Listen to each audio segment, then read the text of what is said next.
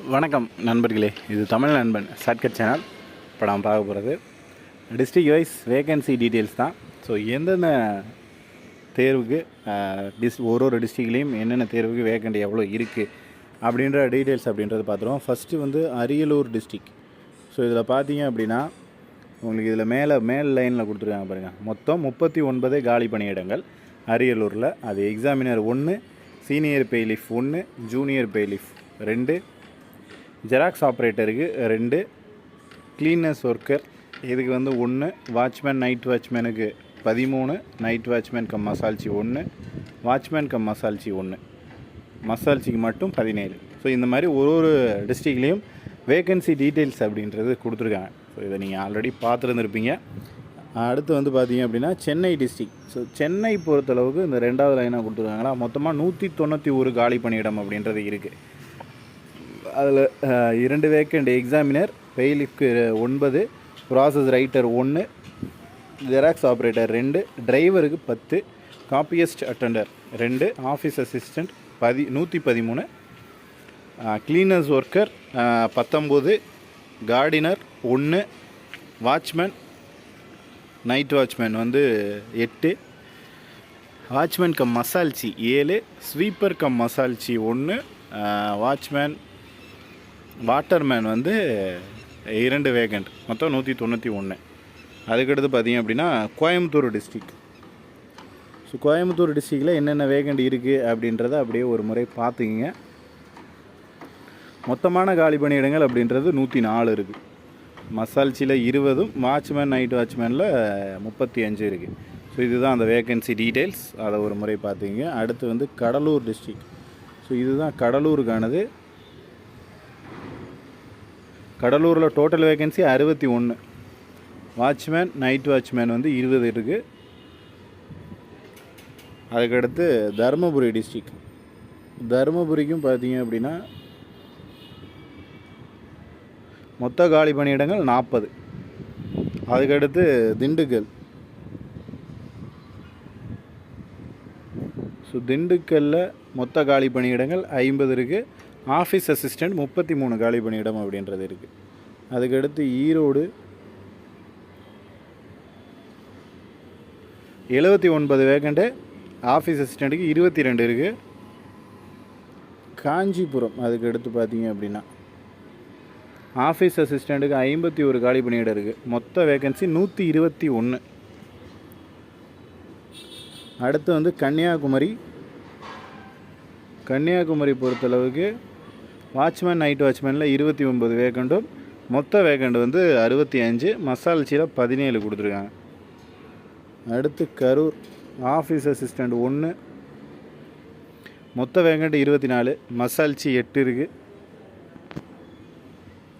அடுத்து கிருஷ்ணகிரி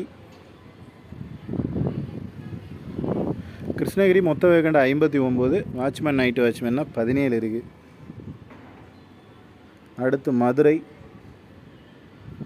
மதுரையில் 74 காலி பணியிடங்கள், ஆஃபீஸ் அசிஸ்டண்ட் மட்டும் 39 இருக்குது. அடுத்து மயிலாடுதுறையில் இல்லை. நாகப்பட்டினம் பொறுத்தளவுக்கு பார்த்தீங்க அப்படின்னா டோட்டல் வேகன்சி 120, ஆஃபீஸ் அசிஸ்டண்ட் மட்டும் 51 வேகண்ட், பாதிக்கு பாதி ஆஃபீஸ் அசிஸ்டண்ட்டே இருக்குது. அடுத்து நாமக்கல்லில் டோட்டல் வேகன்சி 41. அடுத்து பெரம்பலூரில் டோட்டல் வேகன்சி அப்படின்னு பார்த்தீங்கன்னா 7 வேகண்ட் தான் இருக்குது. அதுக்கடுத்து புதுக்கோட்டை பொறுத்தளவுக்கு 74 வேகண்ட்டு டோட்டல் வேகன்சி. அதுக்கடுத்து ராமநாதபுரம் மொத்த வேகன்சி 29. அதுக்கடுத்து சேலமில் பார்த்தீங்க அப்படின்னா டோட்டல் வேகன்சி 120 வேகன்சி இருக்குது. அடுத்து சிவகங்கையில் பார்த்தீங்க அப்படின்னா 91 காலி பணியிடங்கள் அப்படின்றத கொடுத்துருக்காங்க. என்னென்ன இருக்குது அப்படின்றத பார்த்துங்க. அடுத்து தஞ்சாவூர் என்னென்ன போஸ்டிங்க்கு எவ்வளோ வேகன்சி அப்படின்றத செக் பண்ணிக்கிங்க. 66 வேகன்சி அப்படின்றது இருக்குது தஞ்சாவூரில். அதுக்கடுத்து தேனி பொறுத்தளவுக்கு பார்த்தீங்கன்னா 32 காலி பணியிடங்கள் தான் டோட்டலாகவே. அடுத்து நீலகிரியிலையும் 33 காலி பணியிடங்கள் இருக்குது. அதுக்கடுத்து தூத்துக்குடி 61 காலி பணியிடங்கள் அப்படின்றது கொடுத்துருக்காங்க. அதுக்கடுத்து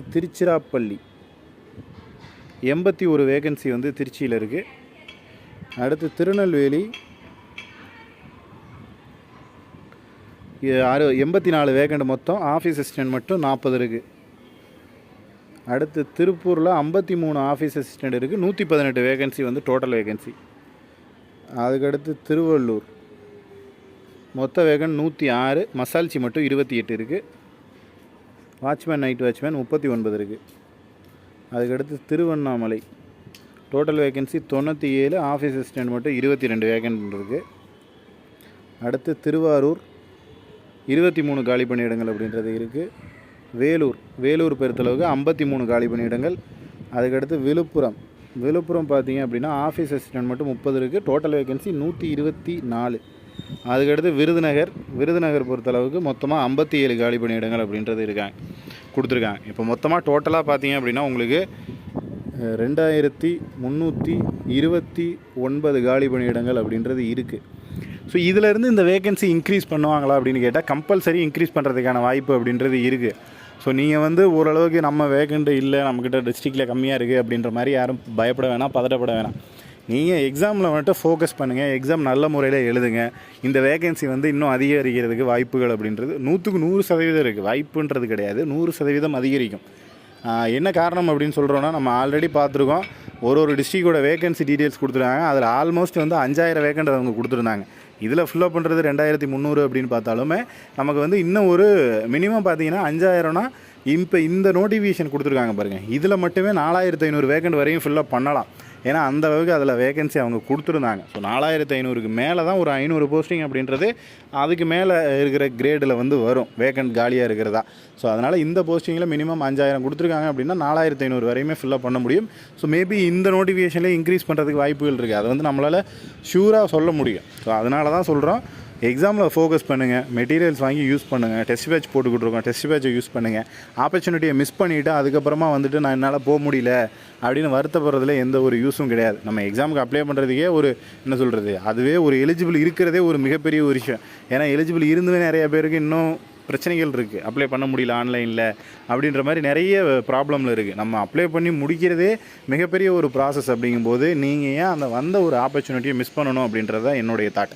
இந்த சான்ஸ் வந்து கிடச்சிருக்கு, அதை மிஸ் பண்ணாமல் நம்ம தான் நல்லா க்ரோத் பண்ணணும், நல்லா வந்து சக்ஸஸ் பண்ணணும். ஸோ முடிஞ்ச வரைக்கும் தேர்வை வந்து நல்லா எழுதிட்டீங்க அப்படின்னால கண்டிப்பாக உங்களுக்கு வேலை அதை வந்து யாராலையும் தடுக்க முடியாது. ஸோ அதனால் தயவு செஞ்சு சொல்கிறோம், தேர்வை வந்து அசால்ட்டாக எதிர்நோக்காதீங்க. கொஞ்சம் சீரியஸாக நினச்சி அதை படித்து ப்ரிப்பேர் பண்ணி தேர்வை நல்ல முறையில் எழுதுங்க. வேறு ஏதேனும் சந்தேகங்கள் இருந்துச்சுன்னா கீழே கமெண்ட் பண்ணுங்கள். நெக்ஸ்ட் அடுத்த வீடியோவில் பார்க்கலாம். தேங்க்யூ.